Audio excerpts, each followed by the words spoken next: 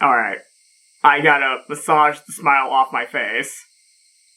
Okay, I gotta be serious for this. I gotta be serious for this because I'm supposed to be doing a Let's Read. I actually have to be a little bit serious, but... Here we go! Tomitake gathered up his paperwork and slipped it inside his bag. 嫌にしつこかったね。そんなに僕らに死んでほしいのかな。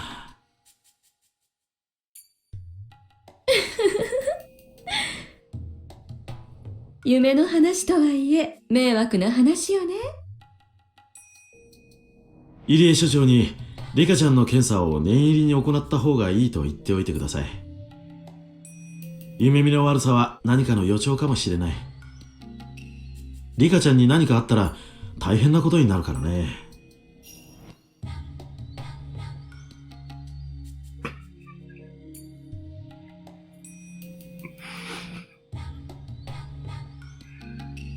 Takano touched Tomitake's hand gently. As he turned bright red, Takano moved in closer and spoke. The way she acts is just too sexy, Tomitake thought. ねえ、ジローさん。とても真面目な話があるの。聞いてくださる？なんだい？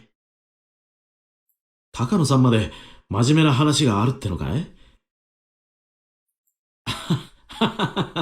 まさか高野さんまで僕が喉をかきむしって死ぬ夢を見たなんていうのはなしだよ。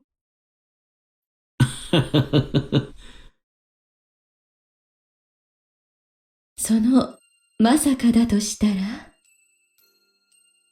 え？ Takano stared at him with a mischievous look, as if seducing him, and started whispering into his ear. 驚いているのよ。あの子には本当に神通力があるのかもしれないってね。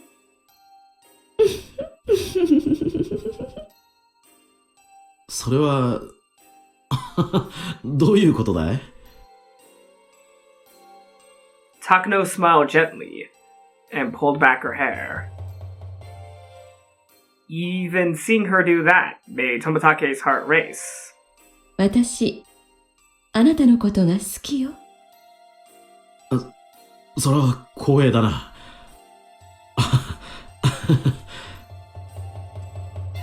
Takano's fingers curled around Tomitake's chin, stroking, tickling, and caressing it. Her movements were very captivating and seductive. いろいろな男と付き合ってきたけれど、野心も野性味も私には合わなかった。あなたのような固くて真面目な人が一番相性がいいって分かったの。あなたなら私のすべてを受け止めてくれる。私のことを本当に理解してくれるって信じられるの。だからあなたにならミヨのすべてを捧げられる。私のすべてをあなたに抱き受けてもらいたいの。この気持ちがわかるかしら？高野さん、急にどうしたんだい？ Her voice didn't really sound that affectionate. Tomitake knew from experience that he couldn't grasp what was on her mind when she wore a cold smile like that. いよいよなの。もうじきなの。It seemed as though she couldn't wait for something to happen. There was a chilling allure to her strange smile that made one question if something exciting was really about to happen. 何がもうじきなんだい？ Tomitake asked, trying hard to resist the temptation. 私の夢が叶う日がやってくるの。君の夢？そう。私の夢。話したことがあったわよね。それとも、私なんかが話したことは記憶に残らないのかしら？いや、覚えてるよ。君の夢。Tomitake's response was vague. Either he didn't remember, or he hadn't understood it very well. いよいよ、お社様のたたりが現実のものとなる日がやってくる。その日こそが、私の子供の頃からの夢が叶う日。Oh, here we go. ジローさん、聞いて。私は、もうあなたと一緒にはいられないの。それはどういう意味だい？あなたと私は、違う世界に住む存在なの。ここ、ひなみ沢は、人の世と鬼の世の接点。だから、日の当たる世界のあなたと、日のあ、でも、もうそれが終わるの。I'm sorry about that. I didn't mean to click. 陽光の降り注ぐ日中に訪れた束の間の月食が、日の当たる世界の人間と、日の当たらない世界の鬼を引き合わせた。私が何を言っているかわかるかしら？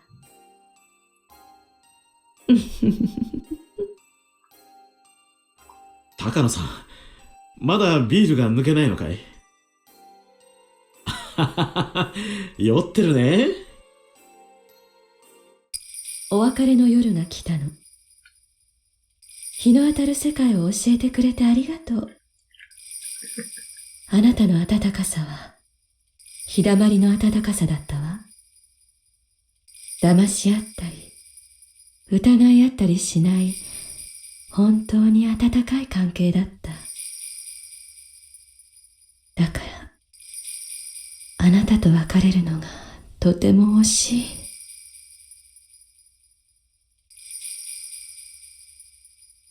She pulled herself away from Tomitake and slowly stepped back, as if signaling that time had come for them to part. 君が何を言っているのかわからない。何の話なんだい、高野さん。だから、あなたに選んでほしい。私のそばにいることを選んで、日の当たる世界のすべてを捨てる勇気を見せてほしい。あなたが私の耳元で囁いてくれたことが、どれも本当だったなら、二郎さんに戸惑いはないはず。What the heck just happened? I know Takano didn't finish her line, but she kept on talking even after I accidentally skipped her line. I mean, she still said it, so that doesn't warrant a slap, so I'm getting myself off the hook. By that time, Tomitake understood that Takano was asking him to make an important decision. まさか、君は。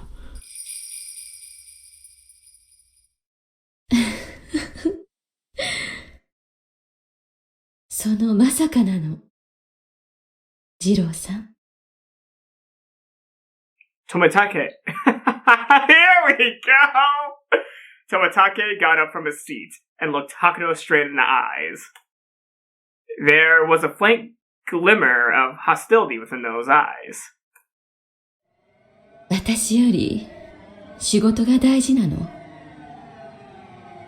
やっぱり。信じられない。君のことを信じていたのに。Those words were ones of rejection. Takano's lips twisted into a cruel smile. お社様は人と鬼を融和したそうだけど、そのお社様でも私とあなたを融和することはできなさそうね。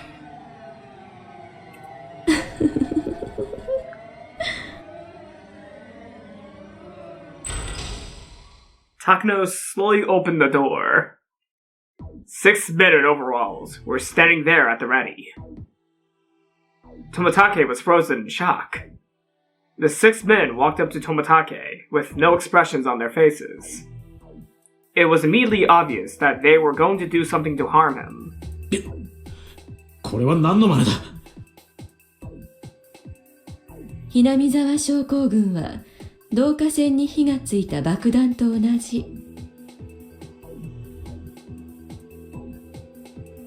What's up with the 80s synth?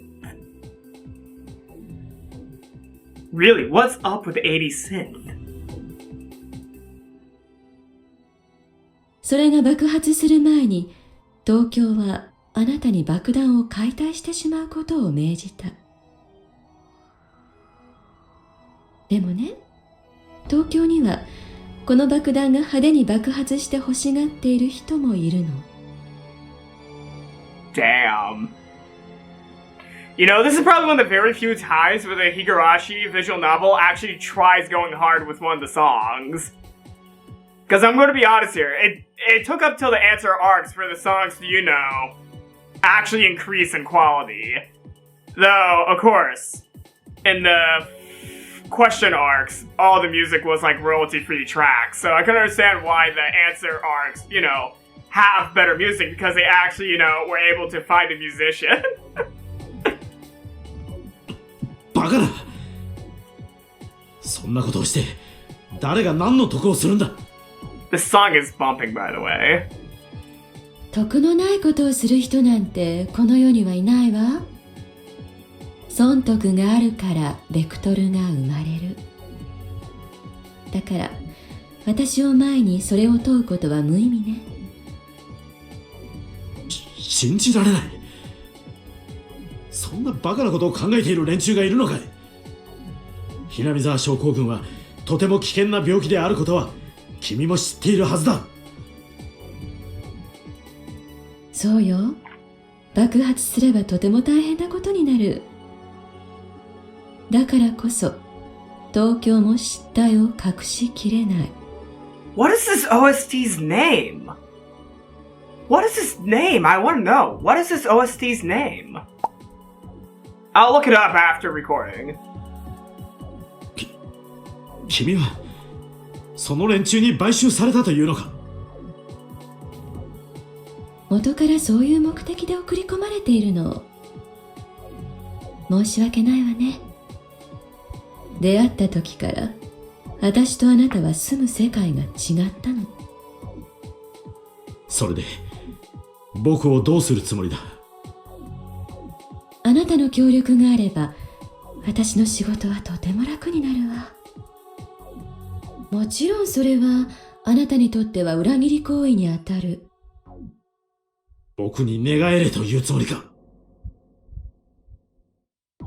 ジローさん、私に囁いてくれた愛が本当なら黙って私に協力してはくださらないかしら。もちろん報酬は望みのまま。あなたが私を望むならば一生をあなたに捧げてあげる。あなたが望むとき、あなたの望むところであなたの望むようにね。私はあなただけのもの。あなたのためだけに独り占めをしていいのよ。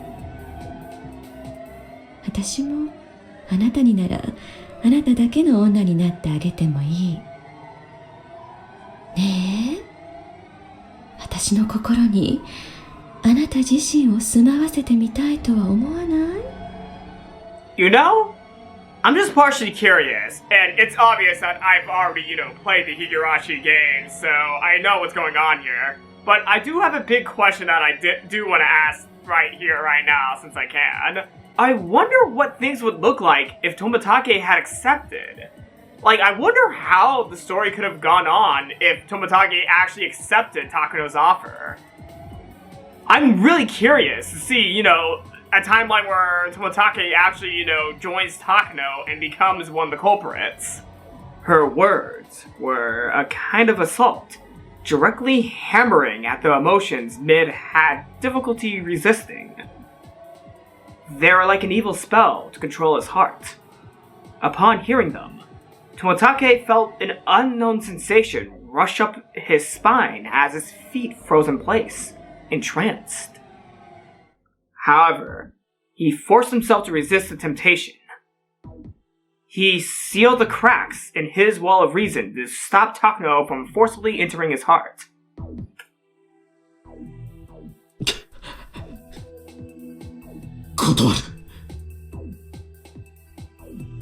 The best decision, but also the place where Tomitake fucks up.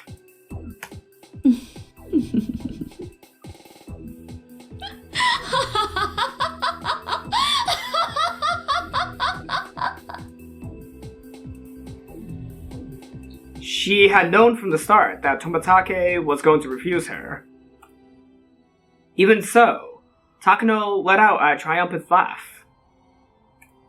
It's funny. She thought Tomitake would refuse right away. However, it took him a while to refuse because of how effective she was at seducing him. The time it took him to refuse her was one of victory for Takano. For Tomitake, it was a time of humiliation. Takano continued to laugh. She sounded rather like an evil witch. 34. そう言うと思ったわ。それでこそ私の大好きな二郎さんよ。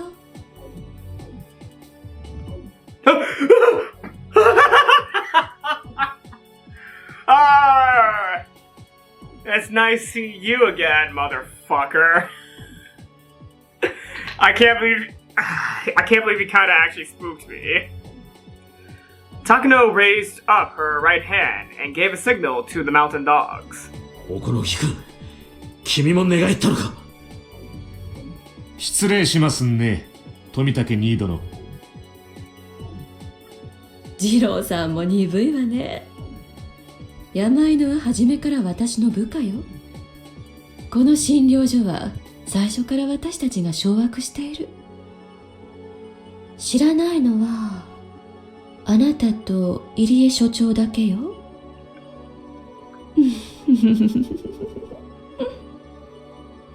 くそ。Tomitake moved into action, sensing the danger that was about to befall him. His fists thrust out as quick as lightning, knocking one man down before he could even blink. However, the other mountain dogs certainly weren't going to just stay there and watch. They all attacked him as one. He tried to strike back with an elbow, but he simply couldn't overcome the difference in numbers. Tomitake tried his best, but soon enough the mountain dogs had wrestled him to the ground.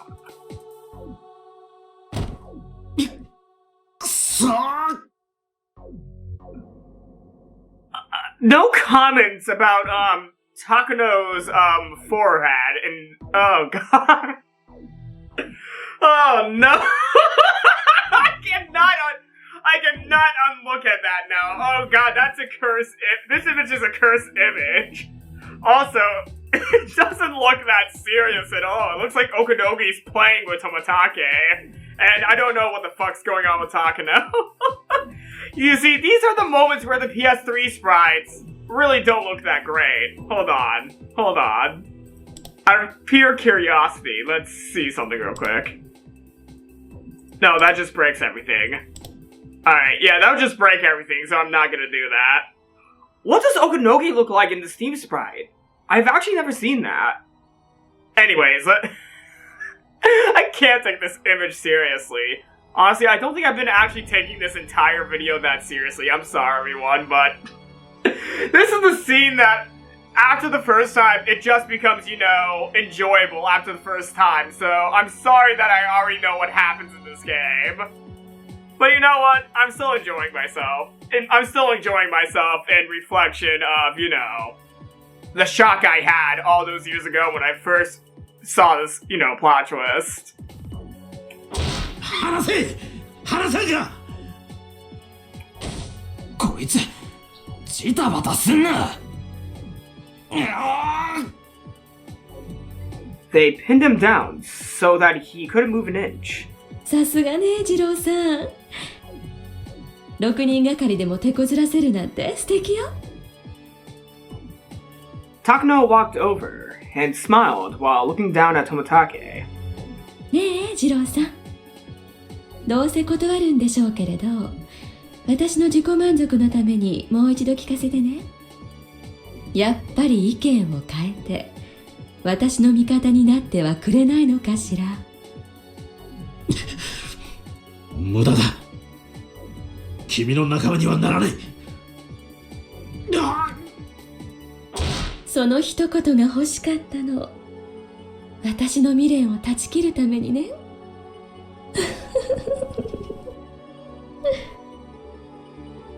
Takano was holding a small case in her hands.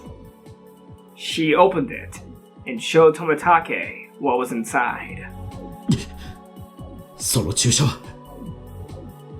いやね。想像がついてるくせに。バカな。すべて破棄したはず。二郎さん、あなたはこう思っているでしょう。たとえ破棄した例の注射だとしても、自分は予防薬を投与済みだから注射されても免疫があるはず。そうでしょ。だから怯えてないのよね。あなたが今回ひなみ沢に来た時に投与された予防薬はね、違うのよ。あなたは今自覚してないだろうけども、すでにレベル3クラスで感染してる立派なひなみ沢症候群の潜在患者なの。Interesting. 二郎さん、注射するとき目を背ける癖があるでしょ。ダメよ。自分に何の注射がされてるか毎回ちゃんと確認した方がいいわよ。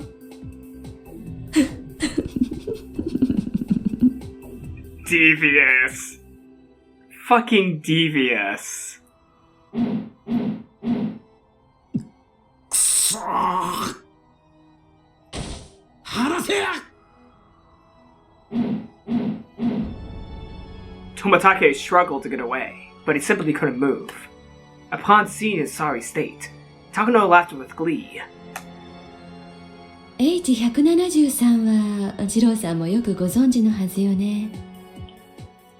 投与することで感染し、かつ興奮状態を誘発することで疑似的にレベル5を発症させる。どれだけ劇的な効果があったかは二郎さんもご覧になってたんじゃないかしら。被験者は盛んに頸部、液下のかゆみを訴えていたわね。I never knew the detail about armpit. Though, of course, I bet no one really wants to, describe someone scratching their armpit to death. No, they rather, go with the neck. But you know what? I want to see a storyline where somebody who goes L5 scratches their armpit until they die. Actually, I don't know if that would make the game an R18 game then. If they have characters scratch their armpit to death. This is a serious scene! This is a serious scene! What am I doing? 過去の症例の文献から見ると、どうもレベル5発症時にリンパ節に異常なかゆみを訴えるケースがあるみたい。抗原抗体反応の一種かもしれないわね。だから二郎さん、あなた運が良ければリカちゃんが予言した通りの死に方ができるわよ。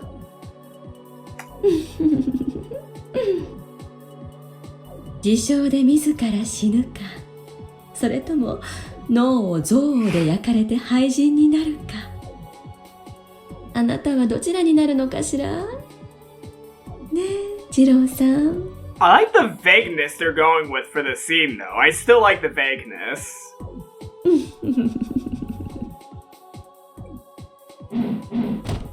やめろやめろー。これじゃあ、お注射は難しいわね。眠らせてあげて。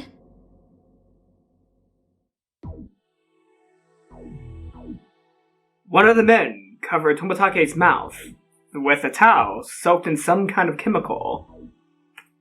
He tried to fight it off with all his might, but his strength eventually left him, and he became as quiet as a beached whale. Takano stroked his face to make sure that he couldn't resist. She then brought the needle down toward his throat. Holy shit, wait! She goes right to the throat? I always thought she, injected him in the arm! She actually injected the needle into his throat? Oh my god! Jeez! She pushed it right into his skin. As she squeezed down on the syringe's plunger, the skin surrounding the tip of the needle swelled up, and eventually the contents were absorbed into his body. さよなら、ジローさん。次に目が覚めるときは、楽しい悪夢の世界にいるのかしらね。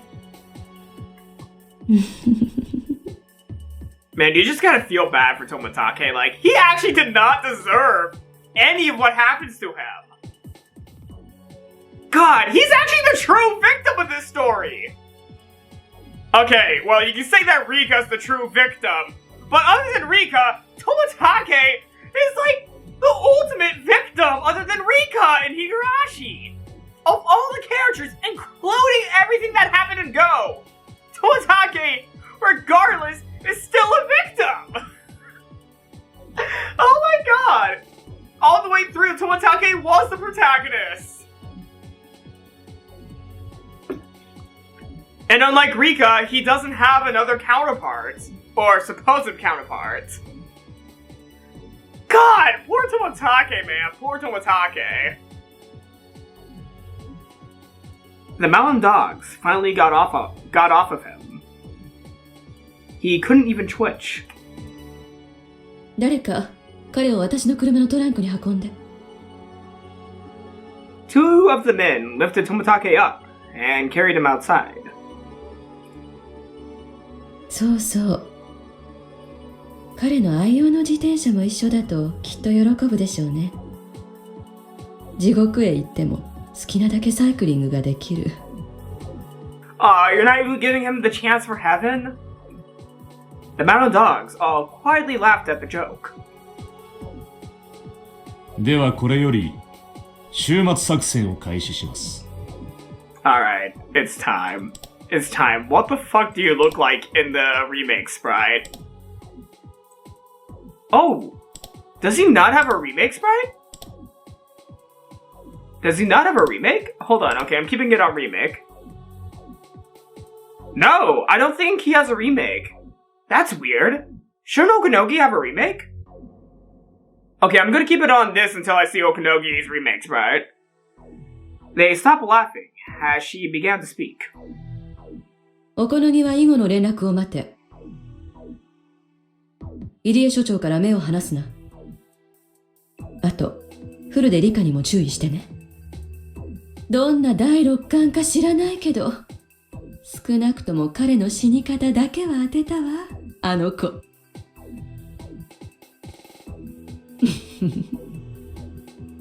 もっと研究したかったけど、残念ね。了解ですわ。I don't think he has a PS3 sprite. I mean, not PS3 sprite. No, he obviously has a PS3 sprite. I don't think he has a Steam sprite. Alright. Jeez, Takano. I forgot how weird it looks going from the Steam to PS3 sprite. こちらはお任せください。道中はお気をつけて。気をつけるほどもない旅よ。ところで、入江所長は？祭りの後の打ち上げ中でしょう。まだ神社の敷地内にいるとのことですね。あの研究しかできない坊やがどう取り乱すか見れないのが残念ね。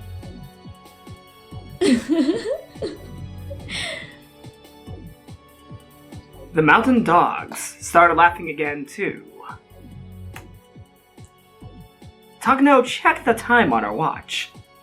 It was nearly 10 p.m. Most people must have left the festival for home. Those people still there were probably enjoying the after party while getting drunk inside the shrine. It was a good time for her to leave without being seen by anyone. では、私も出発するわ。死んでくるわね。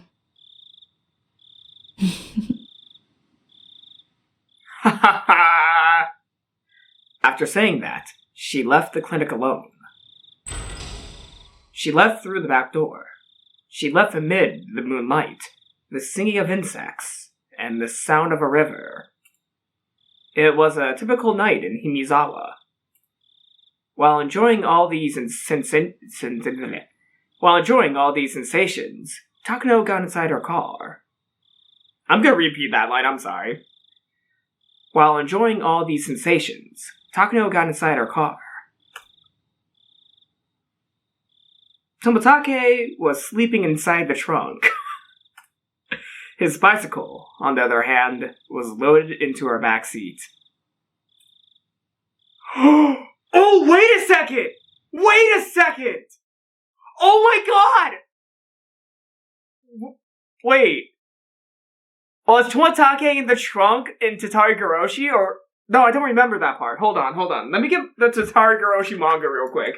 Was Tomitake actually in the fucking trunk? Was he in the trunk when Keiichi got a ride home from Takano? No way. Hold on. Was he in the trunk? Was Tomitake in the fucking trunk? No! They didn't open the trunk from what I can see. I think they put his bicycle in the back seat. They didn't go in the trunk. Either Takano just got finished with dumping Tomitake's body, or he was in the fucking trunk when Keiichi was getting a ride home from Takano. She wasn't the only one dumping a body that night. Honestly, I don't remember the details of what happened to Tatarigoroshi, but the whole, fringe horror theory of Tomitake was in the trunk the whole time, that is definitely in my head. Tomitake might have been in the trunk that whole time. Oh, that would have been bad if he woke up during that, though. Tomitake actually fucking woke up while Keiichi was getting a ride home from Takano. How ironic. Your bicycle has a better seat than you. I'll let you out of there soon. I should leave him by the road that leads to Okonomi. That'll be a good spot. Takano found a good place to drop him off, but she gave up on it, as there was a police cruiser parked in the area. She figured that they were probably patrolling to make sure the 5th year's curse didn't happen. Good job, officers. No one would ever suspect that there's a curse packed in my trunk right now. Takano drove onto less lit streets with rougher roads. Eventually, the mountain road ended, and she was surrounded by darkness. There were rice fields nearby. She could tell by the sound of the croaking frogs. Takano parked her car by the pitch-black roadside. She had to stop here, otherwise she'd be too close to a residential area. Indeed, she was nearly in Okonomi. I'm gonna repeat that line. Indeed, She was nearly in Okonogi. She would have dumped him earlier, but the police cruiser had followed that plan. Takano pulled Tomitake out of the trunk and left him by the road. She also left him his bicycle. Tomitake let out a small groan. It probably wouldn't be long until he woke up. さよなら、ジローさん。あなたのギクシャクした恋の語りも楽しかったわ。もっと聞かせてもらいたかったから、とても残念よ。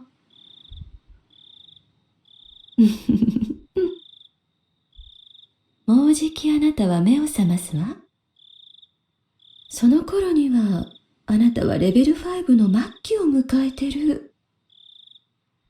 あなたは錯乱の挙句、きっと哀れな死に方をするでしょうね。宇治脇病が語るように、やはりあなたも喉をかきむしって死ぬのかしら。Nah, he's gonna claw out his armpits and die. それを観察できないのがとても残念。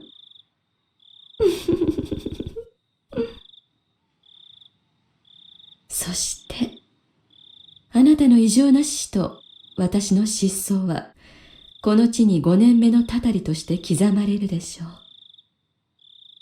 そうしてお社様のたたりは、ますます強固なものとなって残る。その礎となれるなんて、二郎さん、これはとても名誉なことなのよ。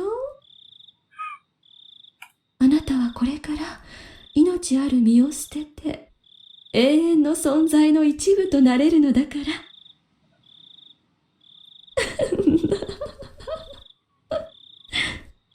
Poor Tomitake. Poor Tomitake. That was her last farewell to Tomitake.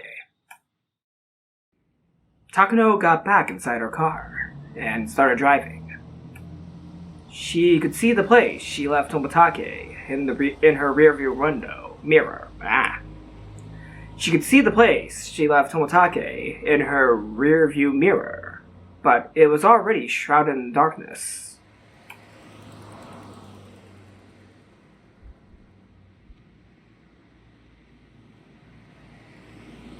And a few hours later. Oh, we're still with Takano. I thought we were going to go right to Irie Unoishi. Takano drove through the main street of Okonogi and made a few turns, heading for the dark mountains in the distance. It had been a while since she left Himizawa. It was almost midnight. She might have already made it to the neighboring prefecture. It was difficult to tell because she couldn't really see anything in the darkness. Takano stopped her car in the middle of all that. After turning off both the engine and the headlights, there really was nothing but darkness surrounding her. It was as if time itself had stopped. Oh, ow! Takano wasn't sure how long she waited, but eventually she saw the headlights of a car blinking twice. Ow! She blinked her own headlights back at it. Soon, she saw several people walking toward her. Two men wearing blue overalls knocked on the window of Takano's car. Obligingly, she opened it. They looked over her face and the paperwork they had in their hands. ご苦労様。高野よ。After confirming her identification, they called someone over the radio. 本部どうぞ。避難を確保。尾行ないか。尾行はなし。後方400メートルクリア。尾行はありません。お疲れ様でした。どうぞ指揮者へ。書類をお預かりします。書類カバンはトランクの中よ。これが鍵。あとコーヒーがもらいたいわね。入れてくださる？ The command vehicle was a trailer with a bunch of high-tech communication equipment inside. The light of the electric equipment shone beautifully in the dark. さあさあ、コーヒーです。どうぞ。Another man in blue overalls offered her a paper cup. Another man in blue overalls offered her a paper cup. ありがとう。私の死体の方は大丈夫？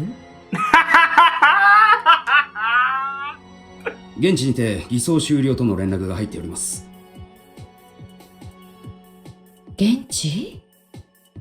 隣の県の山中でドラム缶に放り込まれて焼け死になのかしら？死因までは確認させます。Operation Doomsday. That was the name of their mission. The goal of the operation's first stage was Takano's escape from Hinamizawa and the extraction of 18 specific classified documents. That goal had been completed. Oh my god. Assassinating the liaison from Tokyo, Tomitake, was also one of the goals. That one had also been completed in the way Takano had planned. He was not killed that way just because Takano had wanted to see it. It was intentionally planned that way, so that the office in Tokyo would be suspicious of the Irie Institute. Irie. They were trying to create the story that the Institute was upset with the recent budget cuts and the cancellation of their study. Tomitake's mysterious death would be a suitable way to persuade people. Tomitake was not the only one who was expected to die. Takano was expected to do so as well. However, Takano didn't really need to die herself. They had acquired a substitute body for her, so she didn't have to actually die. Takano had no idea how they got the body. According to what she heard, a team in Gifu took care of everything. Once Tomitake and Takano were dead, Tokyo would definitely grow suspicious of the Irie Institute. The main purpose of this mission was to make the Institute look reckless. 申し訳ありません、笹。現地の工作班で問題が発生したようです。問題？どうしたのかしら？偽装死体の選別にミスがあったそうです。死後24時間経過していたとか。あら、するとどういうことになるのかしら？つまりサンサは昨日すでに亡くなられていたことになってしまいます。Takano's body was supposed to be selected from the corpses of people who had died the same day. The plan was to then burn the body and make identification of the corpse more difficult. They'd found a suitable body for the plan. However, they just found out that it had been dead for over a day. That would create a hole in their plans. 現地の方で現在収集に当たっていますので。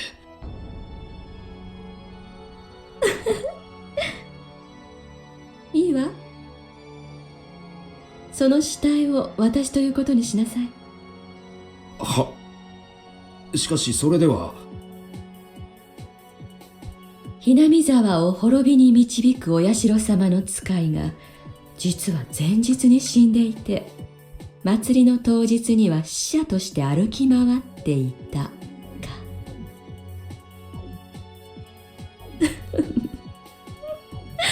面白い。それは実に面白いわね。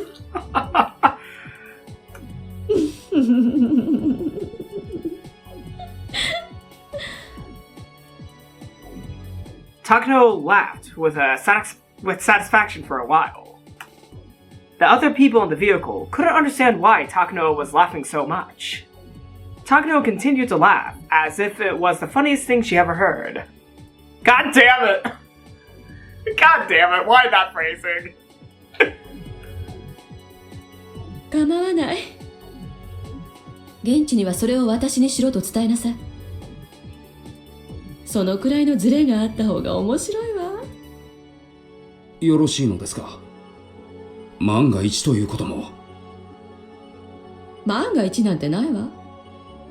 だって高野美代は現に今日綿流しのお祭りの会場を闊歩していたのよ。たとえ検視の結果死後24時間以上経っていると出たって、おめでたい連中は検視結果の方が間違ってると思ってくれるわよ。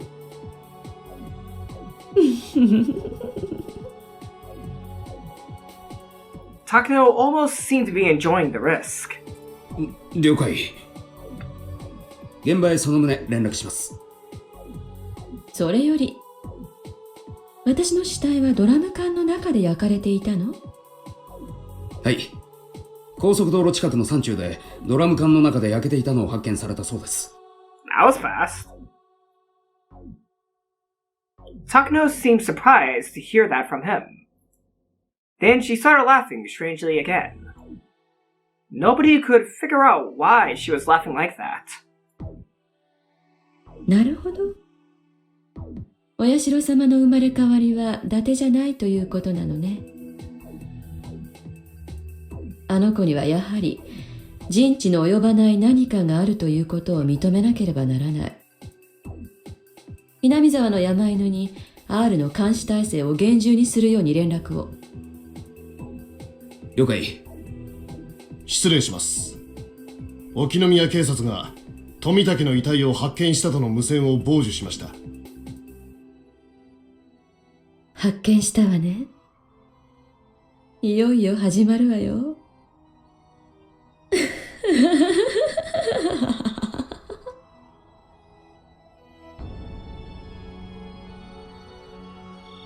大石さん、先生が到着してます。どうもどうも。どうですか、入江の先生。Oishi entered the area closed by a blue tarp. Enclosed by a blue tarp.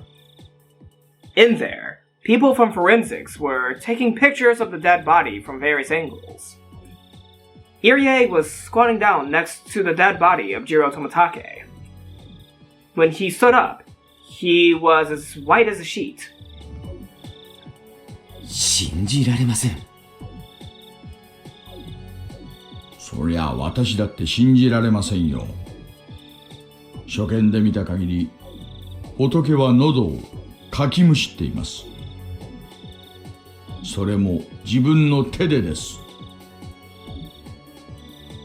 こいつはまっとうな死に方じゃない。十中八九、何らかのヤバめな薬物でしょう。彼は何らかの薬物の常習者だったということでしょうか。さあね。そいつを調べるのはどうやら我々の仕事になりそうです。大石さん、この角材は？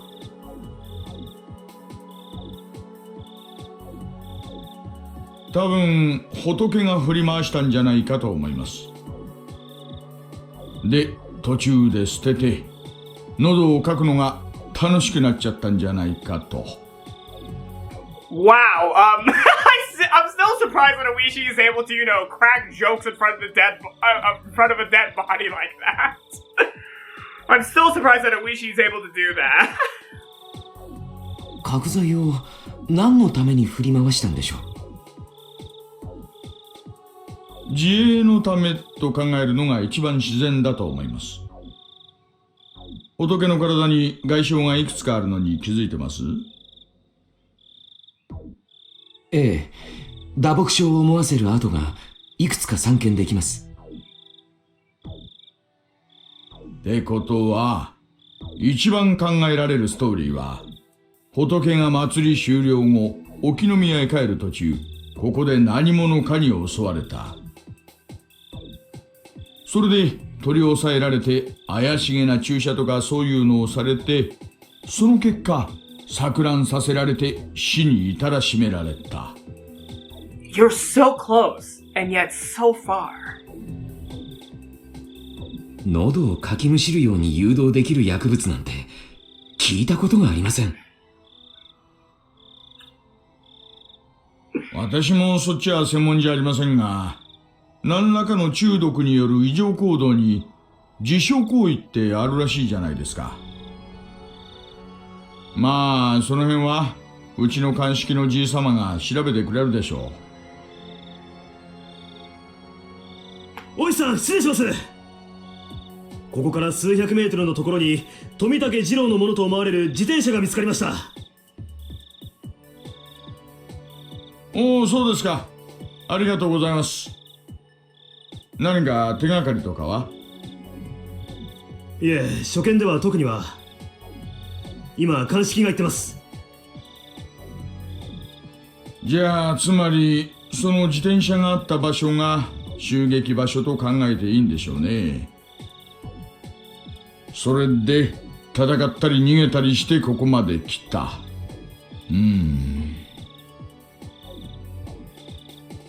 Oishi frowned, crossing his arms in front of his chest.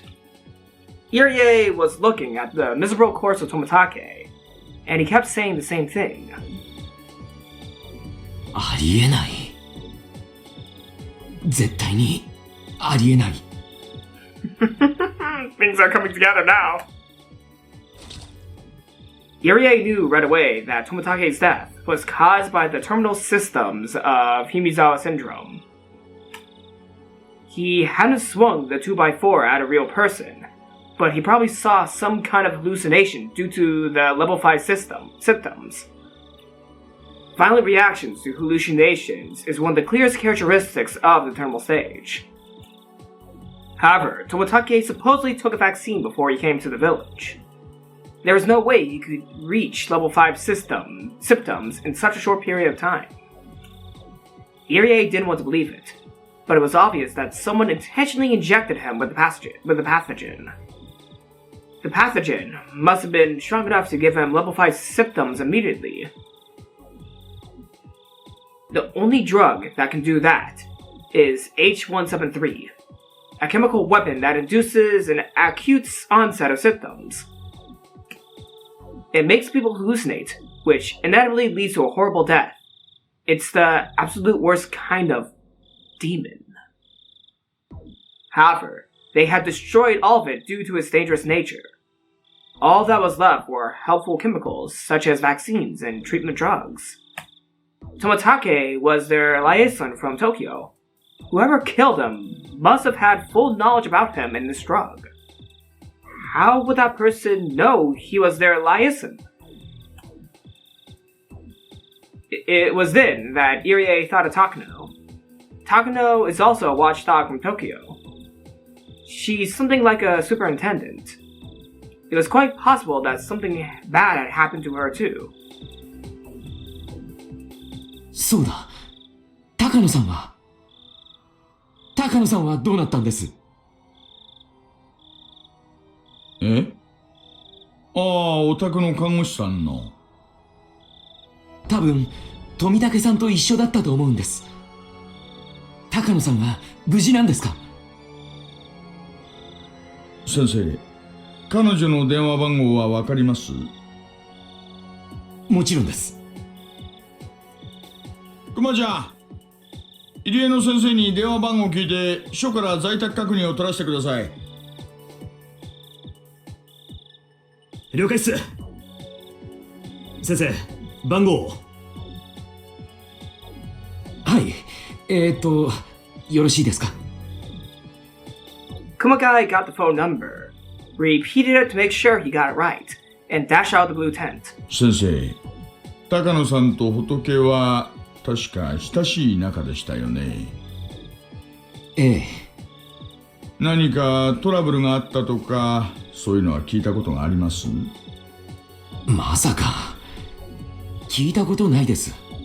仲のいい二人でした。Tomitake and Takano weren't just in a close relationship. They were co-workers sent from Tokyo. They had access to information that even Irie didn't. There's no way there was trouble between them. 何事もなけりゃいいんですがね。下手すりゃ仏か、それとも星か。Oishi almost had it! Oh my god! Oishi almost had it too! I think that's one of the most tragic parts. Since Oishi kept on going from the Sonozaki angle, he could have had it. If he stopped going from the Sonozaki angle, he might have gotten it! That's one of the most tragic parts about Oishi. He could have figured it out if he stopped looking at the Sonozakis. If he stopped looking at them, he might have been able to figure out the answer before anything bad happened! Ah, Oishi! なるほど。看護師なら怪しげな薬物を取り扱えてもおかしくはないですよね。Oh, Oishi, you could have had it! そんな薬品はうちの診療所にはありませんし、あったとしても厳重に保管されています。高野さんに持ち出せるわけがない。それでも一般人よりは容易でしょ。ですからそもそもそんな薬物は聞いたことがないし、当診療所にも存在しません。Irie made clumsy excuses while he tried to piece together what was going on. However, Irie had no means of knowing the state of affairs in Tokyo, and he couldn't reach any further conclusions. So it was easy to laugh at him, as though he's a frog trapped in a well. 大石さん、留守のようです。署の待機組の方で直接訪問すると言ってます。先生、すみませんが、高野さんの住所を教えてください。じゃあ、それプラス、県警に今夜出た身元不明の女性死体がないか確認を取ってください。あるいは、県外の可能性もあるな。課長に、近県にも同様に身元不明の女性死体が出てないか確認を取るよう伝えてください。了解っす。沖宮警察が現地の県警本部への接触を開始。サンサ、よろしいのですね。ええ、構わないわ。そのままで行きなさい。どうせすぐに週末よ。誰かが一人くらい死亡時刻を疑ったって、誰かが耳を貸す前に全てが滅ぶ。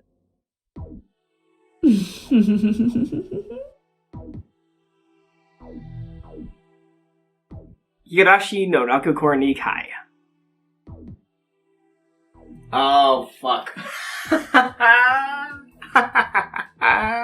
This is why Minagoroshi is my favorite arc.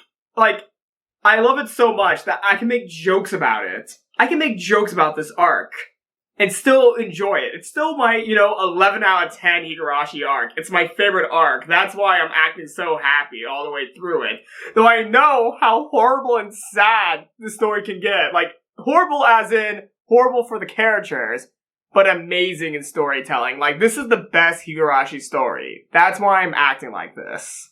I'm acting so happy and excited. So, really, this video's a mess because the whole time I'm just, fanboying. That's it. That's all I needed to say.